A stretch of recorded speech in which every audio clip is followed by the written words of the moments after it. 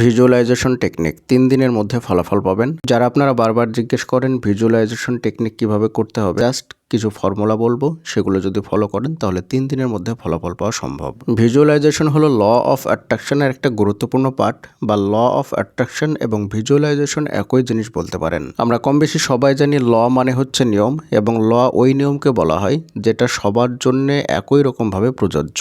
এমন নয় যে ল একজনের জন্য কাজ করবে আর অন্যজনের জন্য করবে না, বিষয়টা এমন নয়, বরং সবার জন্য সমানভাবে প্রযোজ্য যে বিষয়টা সেটাকে ল বলা হয়। তো ল অফ অ্যাট্রাকশন ঠিক তেমন একটা জিনিস যেটা সবার জন্য সমানভাবে কাজ করে। আপনার জন্য যেমনটা করবে আমার জন্যও ঠিক তেমনটাই করবে। যদি আপনি ঠিকমতো সেটাকে ফলো করতে পারেন তাহলে সেটা আপনার সঙ্গে 100% কাজ করবে।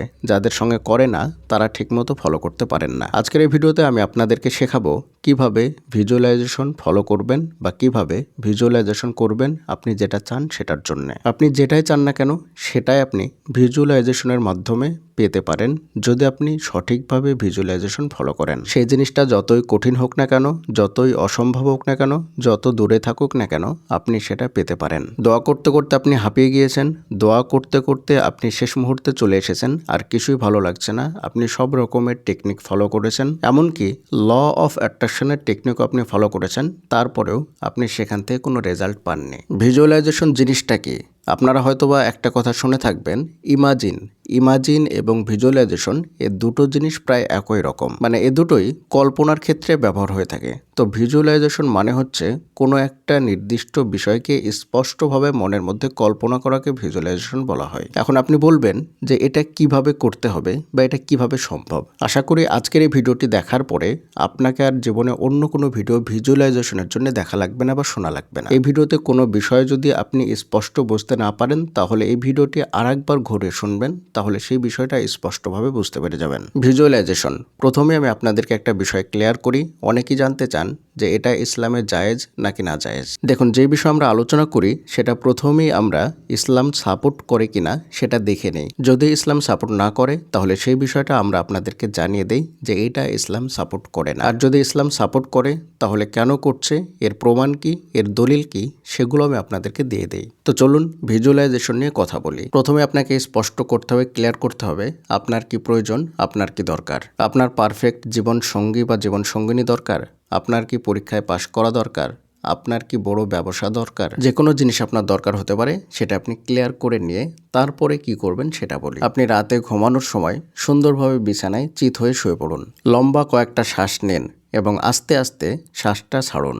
এইভাবে কয়েকবার করার পরে তারপরে আপনার যখন ব্রেনটা একদম শান্ত হয়ে যাবে তখন আপনি কি চান সেটা অন্তরের মধ্যে সুন্দরভাবে কল্পনা করুন, সুন্দরভাবে সেটা বাস্তবে ফুটিয়ে তুলুন। এখন বিষয় হলো যে এক একজনের চাওয়া এক এক রকম হতে পারে। আপনি নির্দিষ্ট কি চান সেটা আমি জানছি না, তাই একটা উদাহরণ দিচ্ছি, সেটা শুনলে আপনি আপনার মতো করে ফলো করতে পারবেন।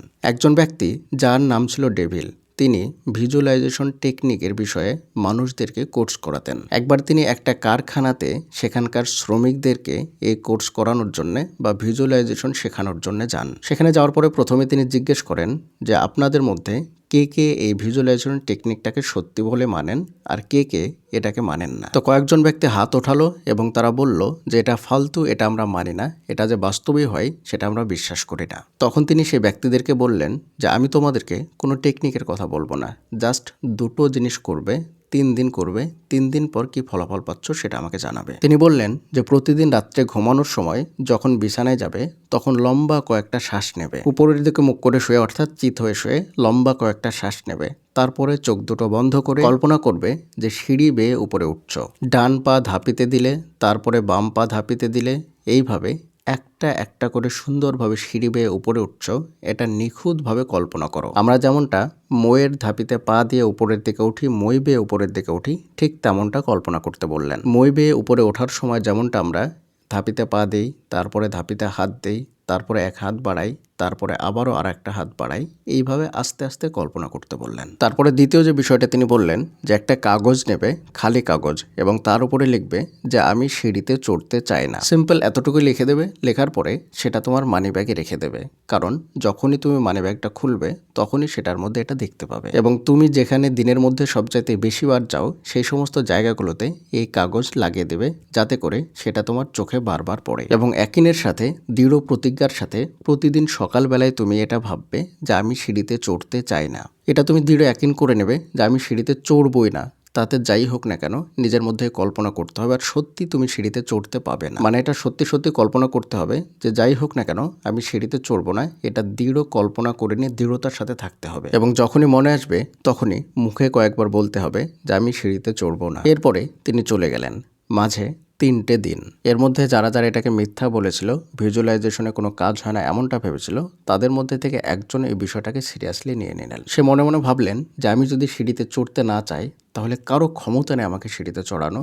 তাই সে এটা সুন্দরভাবে টেকনিকটা ফলো করতে লাগলেন। সে বিশ্বাস করে নিল যে কল্পনার মাধ্যমে আমাকে কখনোই সিঁড়িতে চড়ানো সম্ভব নয়, কারণ আমি সত্যি সিঁড়িতে চড়বো না। সে সত্যি সত্যিই সিঁড়ি অ্যাভয়েড করতে লাগলো, সিঁড়িতে সে চাপলো না। যখন 3 দিন পূর্ণ হলো তখন হঠাৎ করে তার কাছে তার বাড়ি থেকে কল আসলো। তার মা বলল যে আমার তোমার সঙ্গে দেখা করতে খুব ইচ্ছে করছে। সে বাড়ি গেল, তার মার সঙ্গে কথা বলল।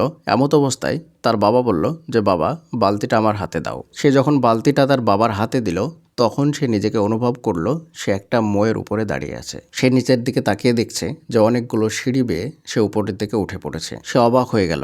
এই সিঁড়িতে না চড়ার জন্য সে দৃঢ় প্রতিজ্ঞা করেছিল। সে ভেবেছিল যে শুধুমাত্র কল্পনা শক্তির দ্বারা সিঁড়িতে চাপানো আমাকে সম্ভব নয়, কিন্তু সে নিজের অজান্তেই সিঁড়ির পর উঠে পড়েছে শুধুমাত্র কল্পনা শক্তির দ্বারা। যদিও সে দৃঢ় প্রতিজ্ঞা করেছিল যে আমি সিঁড়িতে চড়বো না, কিন্তু যেহেতু প্রতিদিন রাত্রে সে কল্পনা করতো যে আমি সিঁড়িতে উঠছি, তাই সে কিভাবে সিঁড়িতে উঠে পড়েছে নিজেও জানে না। এটাই হচ্ছে ভিজুয়ালাইজেশন, আর এটাই হচ্ছে ভিজুয়ালাইজেশনের পাওয়ার।